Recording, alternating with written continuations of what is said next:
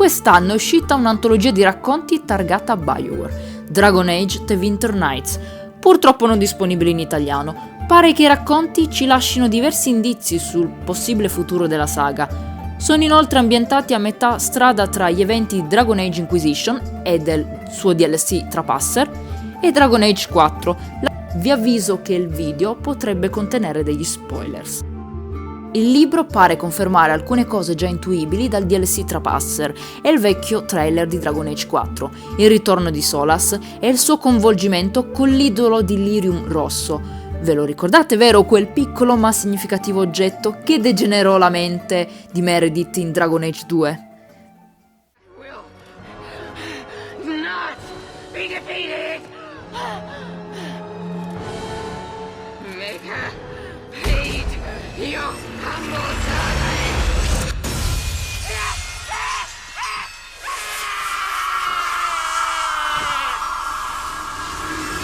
Esatto, pare che sia indispensabile per il piano di Solas, nell'abbattere il velo che separa l'oblio dal mondo reale. Ma purtroppo tale statuetta sembra essere stata rubata da qualcuno. L'artefatto pare raffigurare due amanti che si abbracciano, oppure una persona che lamenta il sacrificio di un amato, una specie di pietà di Michelangelo, se possiamo dirlo, proprio tra virgolette. Nei racconti l'idolo passa di mano in mano, da un clan del Carta, dei Magister, fino ad arrivare all'isola di Lomerrin, nel Rivain, dove si presuppone che sarà una delle regioni esplorabili del prossimo gioco. E indovinate un po' chi bazzica nel Rivain? Esatto, Isabela.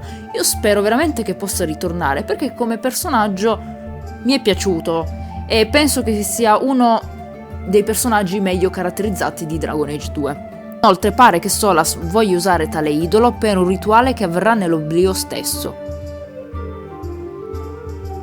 Sono presenti in totale 15 racconti e in ognuno c'è sempre lo zampino del terribile lupo. Sì, preferisco tradurlo in italiano in questo caso. O anche degli elfi.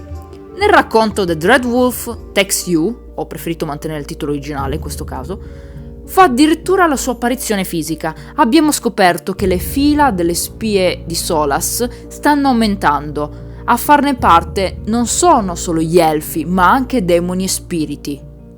Inoltre le spie paiono leali alla causa, dal momento che appena vengono catturate si suicidano pur di non dare informazioni. Nel racconto The Dread Wolf Takes You, Solas osserva da vicino i movimenti della spia dell'Inquisizione Charter, arrivando addirittura a travestirsi da bardo orlesiano.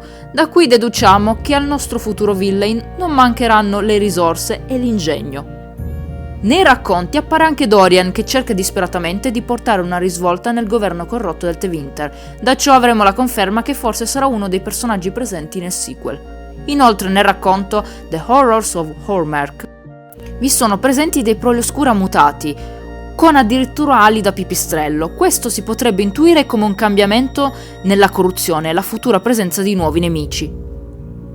Nel racconto Callback è presente un nuovo demone, quello del rimpianto. Pare avere una forma molto simile a quella di Solas. Secondo la descrizione pare un drago fuso con un lupo con 6 occhi. Inoltre dice espressamente di essere il rimpianto di un dio. Il collegamento con Solas quindi è palese. Io mi sono sempre chiesta se gli antichi elfi non fossero esseri a metà strada tra spiriti e materia. Quindi Solas non è totalmente fisico? Ha una forma spirituale che riflette i suoi sentimenti? Oppure lui e il terribile lupo sono due entità distinte che poi si sono fuse? Qual è realmente la natura di un antico dio elfico? Solas stesso ha ammesso di essere un orgoglioso testa calda, stolto e pieno di rimpianti. Inoltre fa una sua breve apparizione l'inquisitore o inquisitrice, quindi si può dedurre che nel prossimo gioco ci sarà la sua presenza. Io personalmente spero che possa essere un doppio protagonista, in quanto nemesi principale di Solas.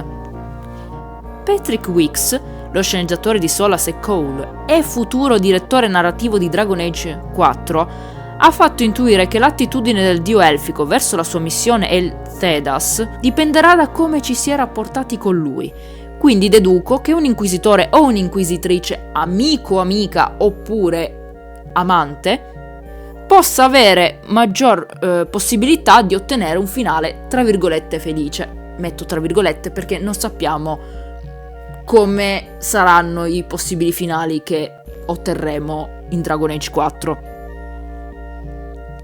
Queste sono le novità su Dragon Age 4. Fateci sapere la vostra e soprattutto le vostre teorie.